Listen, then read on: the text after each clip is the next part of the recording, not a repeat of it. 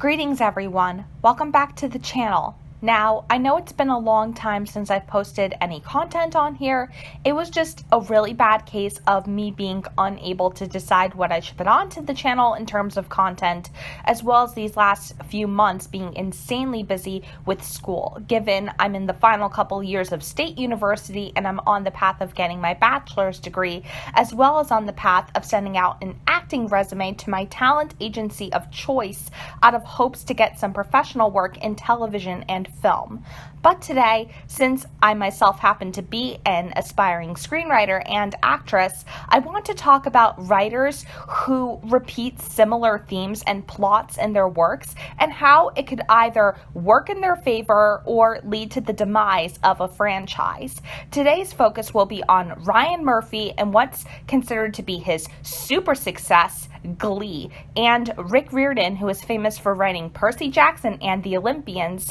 Heroes of Olympus, Trials of Apollo, The Kane Chronicles, and Magnus Chase and the Gods of Asgard, because they're both writers who showed cases of repetition, whether it be with plot or certain characters, but one of them just did it better. First, I want to focus on Uncle Rick Riorden, who is famous for writing about demigods in the pages of his books, which are geared toward middle school and high school kids. I've recently gotten fascinated with his works and how Greek, Roman, and Egyptian mythology influenced characters from DC Comics, namely Wonder Woman, Shazam, Black Adam, Isis, Superman, The Flash, Aquaman, and Hawkman. The first series of books which launched this super success is Percy Jackson and the Olympians, which follows a 12-year-old boy with dyslexia and ADHD who learns that he is the son of Poseidon, one of the most powerful Greek gods known to the world.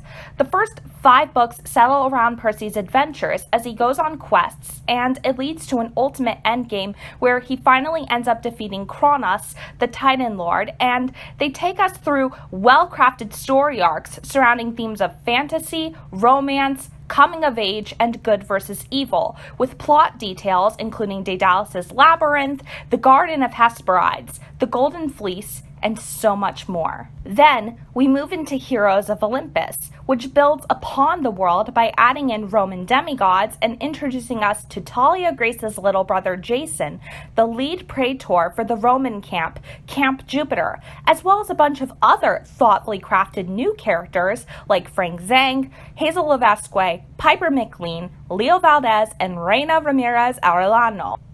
And while Heroes of Olympus repeated some elements, the books did things in a way that were comparably different to the Percy Jackson books. Yes, in the Mark of Athena, they sail through the original Sea of Monsters, the Mediterranean Sea, and Annabeth once again gets kidnapped by one of the central antagonists, this time being Arachne and not Atlas the Titan, and in House of Hades, there's mentions of the Labyrinth and Calypso's Island that make reappearances. But these very repetitions were done in a way that didn't feel stale or repetitive. Each character was allowed to be their own person and had their own journey of growth, such as Nico D'Angelo's moment of coming out and accepting his sexual orientation, Piper realizing that her mother actually stands for inner beauty and self-love and spreading kindness, Leo being on a journey of self-love and coming to terms with the death of his mother,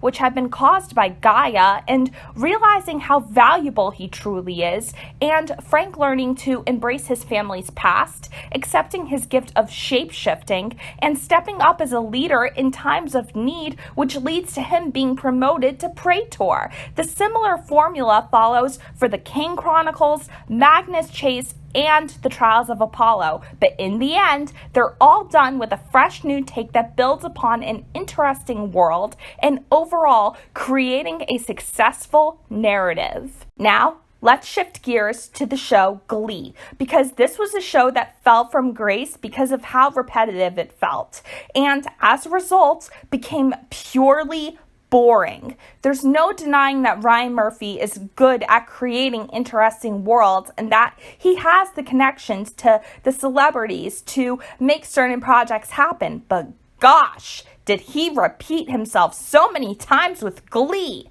Now, I've watched Glee throughout my high school career, and I really enjoyed the first 3 seasons, which got me through a lot of tough moments. But somewhere along the line, things just got bad, and I want to focus on the flaws with plot and characters, because by the time season 4 and beyond came, the show hit a point where the writing team was milking out characters with similar personality traits to characters who were already known and beloved. What was the focus of season 4? Marley Rose, Jake Puckerman, Ryder Lynn, and Kitty Wilde repeating the same stupid-ass love square that we had with Finn, Rachel, Quinn, and Puck way back in season 1, which carried out for 2 whole seasons, mind you. And in season 5, Wade/Unique Adams had very similar storylines as Kurt Hummel and Mercedes Jones, because this character was designed to be a replacement for the 2 of them. And when you start replacing beloved characters with these new guys whose only purpose is to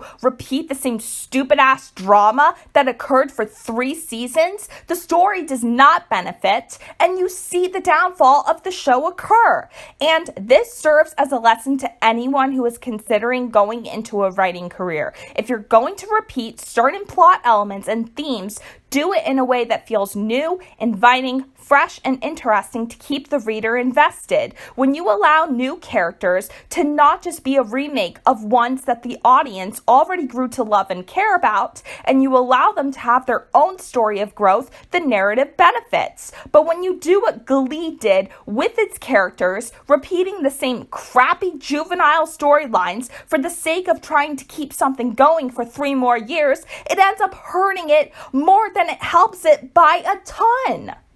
There is only so much an audience can tolerate or get into over time, and that is why you need to make your writing feel less predictable. Rick Riorden didn't make Piper, Jason, Leo, or any of his new characters feel like a rehash of Percy, Annabeth, Luke, Nico, Talia, or Grover. And that's why Percy Jackson and the Olympians, Heroes of Olympus, Trials of Apollo, The Kane Chronicles, and Magnus Chase are still remembered, still talked about, and still praised to this very day. And that's why I believe the Percy Jackson television show will become a success. But stuff like Glee, American Horror Story, or even The Last of Us Part 2, none of these are worth a damn thing because they repeat themselves over and over and over, whether it be by having cheaply made characters like Abby from The Last of Us Part 2 have almost the same journey with her knockoff Ellie sidekick Lev that was already done by Joel and Ellie, except you're forced to play as her for nearly 11 hours. And those 11 hours do not even come close to the amount of time you spent playing as Joel and Ellie in Part 1. American Horror Story keeps up with the same vile, grotesque themes for the sake of trying to make a horror genre, but in reality, it's just an excuse to bludge you over the head with over-the-top themes of graphic sex, gore, and violence for no reason and doesn't add anything to it, and I cannot think of too many people who would watch material like that forever. Thank you for watching. If you're brand new here, be sure to subscribe to the channel to keep it growing. Also, be sure to leave a like and comment if you have anything you'd like to say. God bless, happy viewing, and have a nice day.